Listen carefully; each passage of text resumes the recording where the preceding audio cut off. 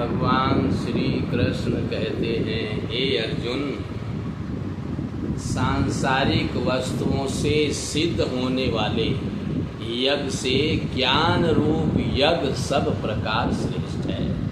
क्योंकि हे पार्थ, संपूर्ण यावन मात्र कर्म ज्ञान में शेष होते हैं, अर्थात ज्ञान उनकी पराकाष्ठा है।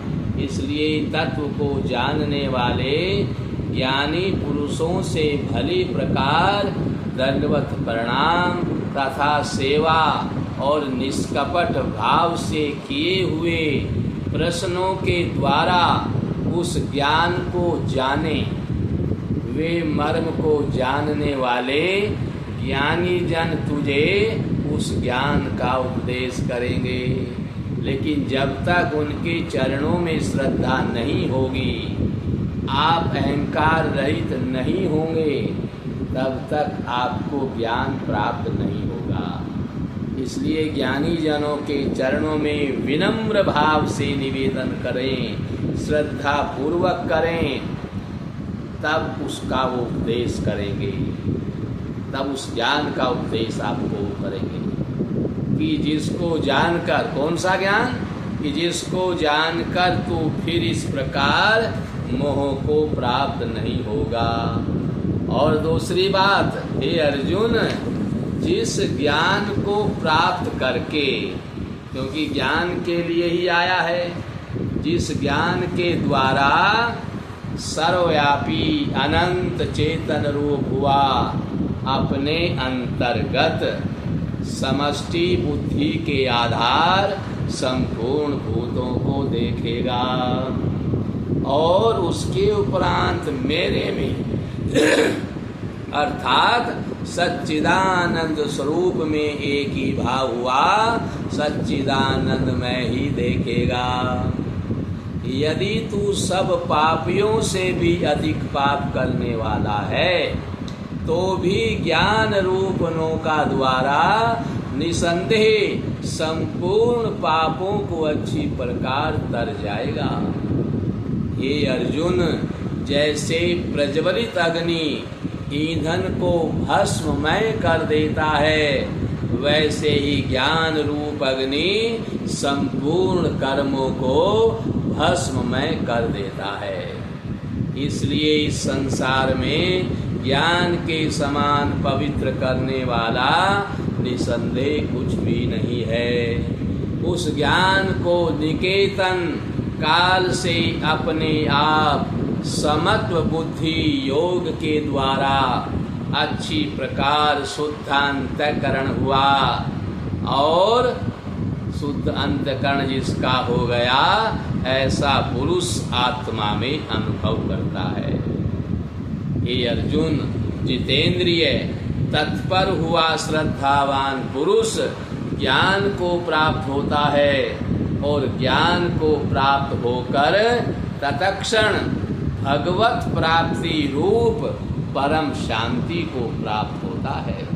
हे अर्जुन, भगवत विषय को न जानने वाला तथा श्रद्धा रहित और संशय युक्त पुरुष, जिसके हृदय में संशय घुसा हुआ है, जिसके हृदय में संशय निकल नहीं रहा है, और ऐसा संशय युक्त पुरुष परमार्थ से भ्रष्ट हो जाता है। उनमें भी संशय युक्त पुरुष के लिए तो न सुख है और न ये लोक है, न परलोक है, अर्थात यह लोक और परलोक दोनों ही उसके लिए भ्रष्ट हो जाते हैं। हे धनंजय, समत्व बुद्धि रूप योग द्वारा भगवत अर्पण कर दिए हैं संपूर्ण कर्म जिसने, और ज्ञान द्वारा नष्ट हो गए हैं सब संशय जिसके, ऐसे परमात्म परायण पुरुष को कर्म नहीं बांधते हैं। वह कर्मों में नहीं फंसता है, कर्म करता है पर उनके बंधन में नहीं आता है, कर्म बंधन से हमेशा मुक्त रहता है। इससे हे भरतवंशी अर्जुन, तू समत्व बुद्धि रूप योग में स्थित हो और ज्ञान से उत्पन्न हुए हृदय में स्थित इस अपने संशय को ज्ञान रूप तलवार द्वारा छेदन करके युद्ध के लिए खड़ा हो, क्योंकि युद्ध के अलावा और तेरा कोई कर्तव्य नहीं है। इस समय युद्ध करना ही क्षत्रिय का धर्म है। उसके बाद अर्जुन ने फिर पूछा, हे कृष्ण, आप कर्मों के संन्यास की और फिर निष्काम कर्म योग की प्रशंसा करते हैं, इसलिए इन दोनों में एक जो निश्चय किया हुआ कल्याणकारक होवे उसको मेरे लिए कहिए।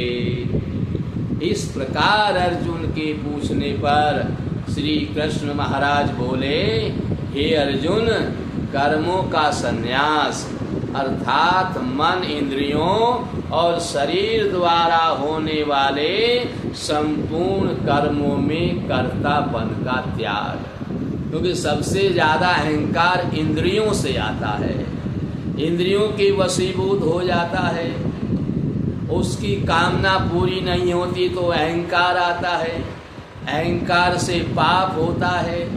इसलिए कहते हैं कि सबसे पहले मन, इंद्रियों और शरीर द्वारा होने वाले संपूर्ण कर्मों में कर्तापन का त्याग करना है। ये मैं हूँ, मैं कर रहा हूँ, उस कर्तापन का त्याग करना है। और निष्काम कर्म योग अर्थात समत्व बुद्धि से भगवत अर्थ कर्मों को करना है, यानी मेरे लिए नहीं, अपने लिए नहीं, परमात्मा के लिए करना है। जो भी कर्म है उन्हीं के लिए करना है। अपने लिए करेंगे तो काम, क्रोध, मद, लोभ, संशय सब आएंगे, और जब अपने लिए कुछ कर ही नहीं रहे तो फिर जो हो जाए उसी में संतुष्ट रहेंगे। इसलिए भगवत अर्थ कर्म करना है, परमात्मा के लिए कर्म करना है। ये दोनों ही परम कल्याण के करने वाले हैं। परंतु उन दोनों कर्मों में भी कर्मों के संन्यास से निष्काम कर्म योग साधन में सुगम होने से श्रेष्ठ है। निष्काम कर्म योग करेंगे, कोई कामना ही नहीं है, तो फिर किसी प्रकार काम क्रोध आएगा नहीं। कामना है, कामना पूरी नहीं हुई तो क्रोध आएगा। इसलिए कहते निष्काम कर्म योग, जिसमें कोई कामना ही न रहे, तो निष्काम कर्म योग सरल भी है और श्रेष्ठ भी है। इसलिए हे अर्जुन, जो पुरुष न किसी से द्वेष करता है और न किसी की आकांक्षा करता है, और वह निष्काम कर्म योगी सदा सन्यासी ही है, ऐसा समझने योग्य है। क्योंकि राग, द्वेष आदि द्वंद्वों से रहित हुआ पुरुष सुखपूर्वक संसार बंधन से मुक्त हो जाता है। हे अर्जुन, ऊपर कहे हुए संन्यास और निष्काम कर्म योग को मूर्ख लोग अलग अलग फल वाले कहते हैं, न कि पंडित जन, ज्ञानी जन नहीं कहते। केवल मूर्ख लोग अलग अलग फल वाले कहते हैं, क्योंकि दोनों में से एक में भी अच्छी प्रकार स्थित हुआ पुरुष दोनों के फल स्वरूप परमात्मा को प्राप्त होता है।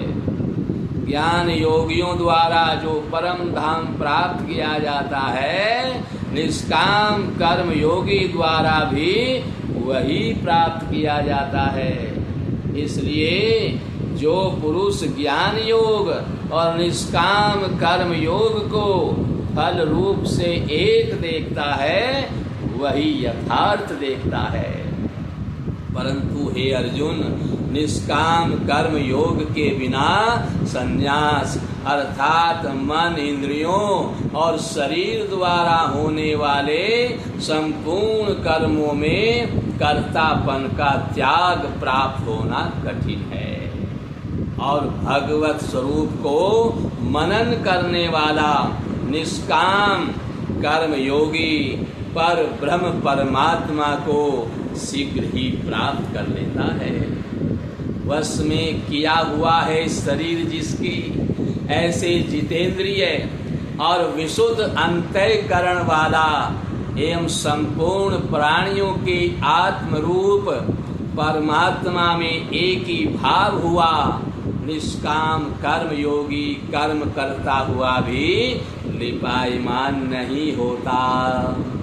हे अर्जुन, तत्व को जानने वाला सांख्य योगी तो देखता हुआ, सुनता हुआ, स्पर्श करता हुआ, सूंघता हुआ, भोजन करता हुआ, गमन करता हुआ, सोता हुआ, श्वास लेता हुआ, बोलता हुआ, त्यागता हुआ, ग्रहण करता हुआ और आँखों को खोलता और मीचता हुआ भी सब इंद्रियां अपने अपने कर्मों में अर्थों में बरत रही हैं, इस प्रकार समझता हुआ निसंदेह ऐसे माने कि मैं कुछ भी नहीं करता हूँ।